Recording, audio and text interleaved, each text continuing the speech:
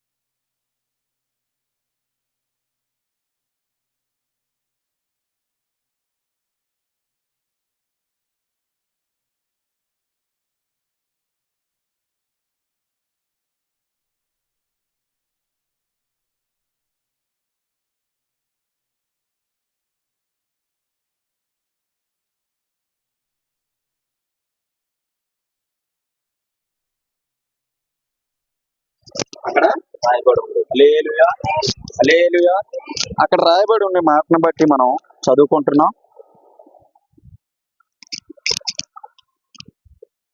అయితే ఈ 10 మంది దేనికి తయారయ్యి ఉన్నారు? పనికా? అక్కడ పరలోక రాజ్యం వెళ్ళడానికి సిద్ధపడి ఉన్నారు. పరలోక రాజ్యానికి పోవడానికి వీళ్ళు సిద్ధంగా ఉన్నారు. సిద్ధంగా ఉండేటప్పుడు మనం ఎలా ఉండాలంటే, ఏ విధంగా ఉండాలి? అలర్ట్ గా ఉండాలి. ఇప్పుడు చూడండి, పోలీస్ స్టేషన్ లో పోలీసులు ముందు ఎంట్రన్స్ కి ముందు ఎలాగుంటారు? ఇలా గన్నులు పట్టుకుని ఎలాగుంటారు చూసారు? అంటే ఇంత స్టడీకి ఎందుకు ఉంటారంటే, ఏ ఆఫీసర్ అయినా వచ్చినప్పుడు సెల్యూట్ ఎలా చేస్తారు? ఇలా చేస్తారా చేయరు?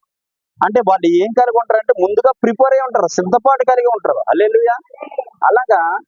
అలాగా ఈ వ్యక్తులు సిద్ధపాటు కలిగి ఉన్నారు. ఎవరు?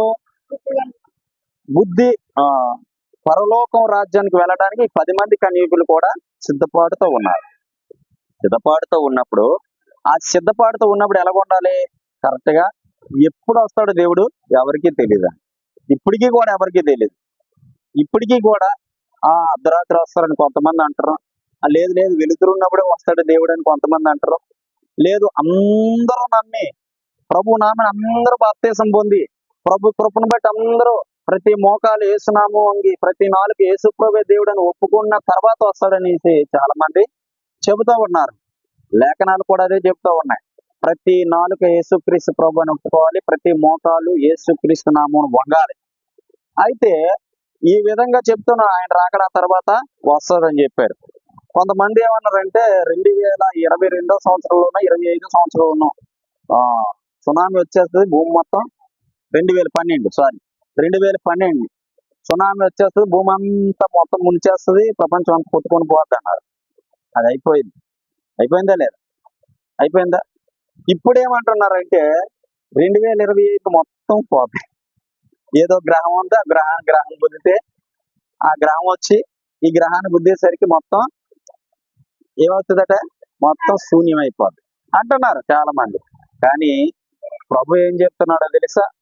ప్రభు మాట ఏం చెప్తుందో తెలుసా? ప్రభు చెప్పిన మాట ఏంటంటే ప్రతి మోకాలు యేసునామమును వంగాలి, ప్రతి నాలుక యేసు క్రీస్తు ప్రభు అని నిజ దేవుడని ఒప్పుకున్న తర్వాత భూమి మీదకి రాకడ వస్తుంది. హల్లెలూయా.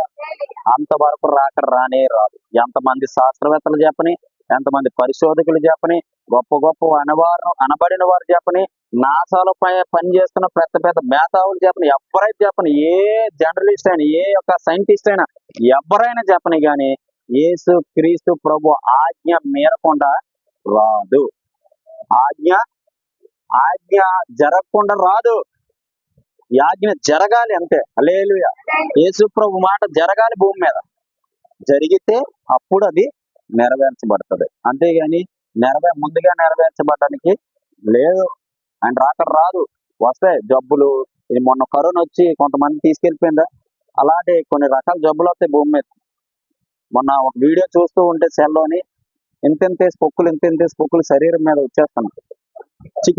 Monkey pox.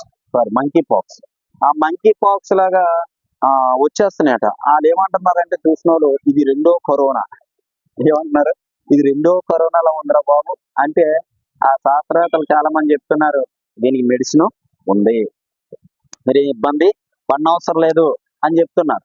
కానీ ఇలాంటి రోగాలు ఇప్పుడు దాని పక్కన పెట్టినట్లయితే కరోనా ఎంతమంది ముంచేసిందండి? ఎంతమందిని అల్లకొల్లారం చేసి పారేసింది? ఎంత కుటుంబాలు నాశనం చేసి పారేసింది? ఎన్ని కుటుంబాలు చెల్లా చెదురు అయిపోయాయి. తల్లి జాడ పిల్లకి లేదు, పిల్ల జాడ తల్లికి లేదు. ఒకలంటే ఒకళ్ళ సంబంధం లేకుండా చేసి పారేసింది కరోనా వచ్చి. ఒక ఊపి వెళ్ళిపోయింది. కానీ ఆయన రాలా. హల్లెలూయా. అదే గొప్పతనం. రాలా. ఎప్పుడయ్యో వస్తుందంటే రాకడ లేఖనం నెరవేర్చబడినప్పుడే. హల్లెలూయా. లేఖనాలు నెరవేర్చబడితేనే వస్తుంది రాకడ, లేకపోతే రానే రాదు. అది ఎవరైనా చెప్పని గాని వాక్యాన్ని బట్టి నేను చెప్తూ ఉన్నాను, యేసునామములో చెప్తూ ఉన్నాను. రాకడ రావాలి అంటే లేఖనం నెరవేర్చబడాలి. లేఖనం నెరవేర్చబడకుండా రాకడ రాదు. అయితే ఈ బుద్ధి కలిగిన కన్యకుల గురించి మనం చెప్పుకుంటున్నాం కదా. వీళ్ళు 5 బుద్ధి కలిగిన వారు. ఎంతమంది ఉన్నోళ్ళు? బుద్ధి లేని వారిని ఎందుకు పిలిచాడు?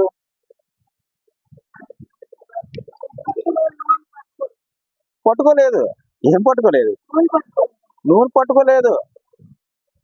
ఈ 10 మంది కూడా వాళ్ళు ఫస్ట్ పట్టుకునే వెళ్ళారు. ఫస్ట్ బయలుదేరారు. బయలుదేరిన తర్వాత ఆ కాళ్ళలో ఆ యొక్క దివిటీలు ముట్టించి వెళ్ళారు అనమాట. వెళ్ళిన తర్వాత ఇంకా ప్రభు రాకడ ఆలస్యం అవుతుందని చెప్పి వీళ్ళు ఏం చేశారంటే, అందులో 5 ఏం చేశారంటే, అమ్మా మేము 5 పడుకుంటాం, మీరు మమ్మల్ని వెళ్ళి ప్రభు వచ్చినప్పుడు మమ్మల్ని లేపండి అని అనుంటారు. ఒకవేళ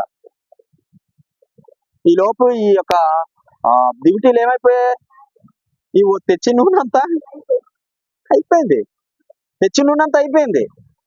రాగా అర్ధరాత్రి వేళ ప్రభు వచ్చాడు. ఎవరైతే సిద్ధపాటు కలిగి ఉన్నారో వాళ్ళు తీసుకొని పోయాడు.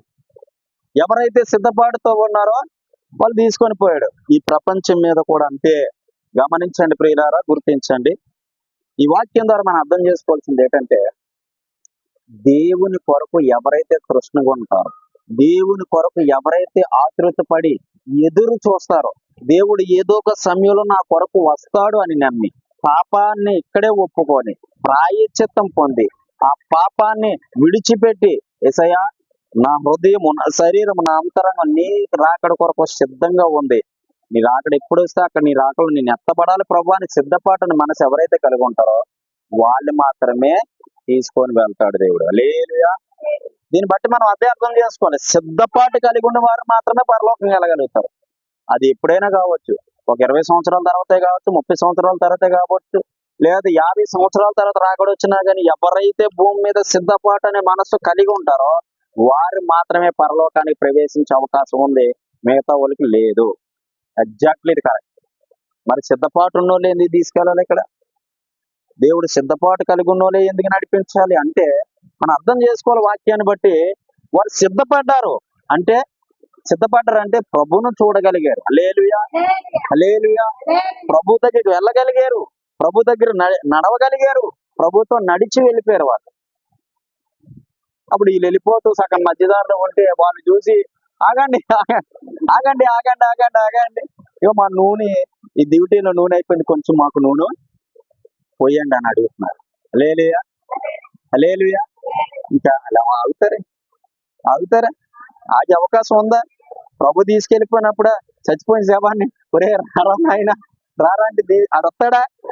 రాడు. ప్రభు తీసుకెళ్ళిపోయినప్పుడు ఆడికి రాలేడు. ప్రభు తీసుకెళ్ళిపోయినప్పుడు రాగలుగుతాడా? రాలేడు.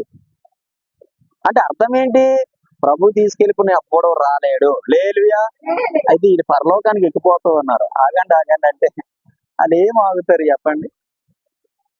ఇటు చూడండి, నా వైపు చూడండి, మనసు పెట్టండి, వాక్యం మీద మనసు పెట్టండి.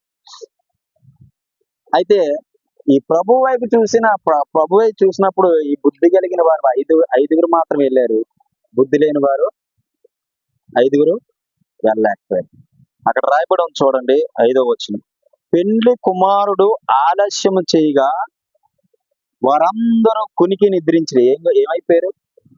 పడుకున్నారు. ఎందుకు నాకు ఈ సమస్య? ఈ 5గురితో చెప్పారు, సిద్ధపాటు కలిగిన 5గురితో చెప్పారు, అమ్మా యేసుప్రభు వారు వస్తారు, యేసుప్రభు వారు వచ్చినప్పుడు నేను రావాలంటే నన్ను లేపు అని చెప్పాడట. ఈ 5గురితోని 5గురు చెప్పారు. ఏ 5గురు? కునుకుపోతున్న 5గురు చెప్పారు. ఉందా లేదా? నేను అబద్ధం చెప్పాను బైబిల్లో? అవునా? వాళ్ళు పడుకున్నారు 5గురును. ఈ 5గురు మాత్రం ఎప్పుడు వస్తాడా దేవుడు, ఎప్పుడు వస్తాడా దేవుడు, ఎప్పుడు వస్తాడా దేవుడు అని అలా చూస్తా ఉన్నారట. అలా చూస్తుంటే ఏం జరిగింది చూడండి. అక్కడ అర్ధరాత్రి వేళ ఇదిగో పెండ్లి కుమారుడు అతన్ని ఎదుర్కొన రండి అని కేక వినబడగా ఏం చేశాడు? పెండ్లి కుమారుడు. ఒకవేళ మిమ్మల్ని ఎప్పుడైనా లోకస్తులు కూర్చుని అడగొచ్చు, పెండ్లి కుమారుడు ఎవరు, పెండ్లి కుమార్తె ఎవరు? బైబిల్లో సత్యం చెప్పమంటారు. అర్థం చేసుకోండి. పెండ్లి కుమారుడు అంటే ఏంటి అర్థం, పెండ్లి కుమారుడు అంటే అర్థం ఏంటి? మీకు అర్థం లేదా? మళ్ళీ ఒకసారి చెప్తున్నాం వినండి. పెండ్లి కుమారుడు అంటే అర్థం ఏంటి, పెండ్లి కుమార్తె అంటే అర్థం ఏంటి అని అడుగుతారు. అప్పుడు మీరు ఏం చెప్పాలి తెలుసా? పెండ్లి కుమారుడు అంటే యేసుక్రీస్తు ప్రభు, పెండ్లి కుమార్తె అంటే సంఘం. హల్లెలూయా, హల్లెలూయా. అదే గుర్తుంచుకోవాలి. పెండ్లి కుమార్తె అంటే సిద్ధపాటు కలిగి ఉండేది ఎవరో? సంఘం. సంఘమే స్త్రీని పోలి ఉందన్నమాట. అంటే ఎవరు పోలి ఉంది? పెండ్లి కుమార్తెని పోలి ఉంది. హల్లెలూయా, హల్లెలూయా. ఆ కేక వినబడిందట. ఏ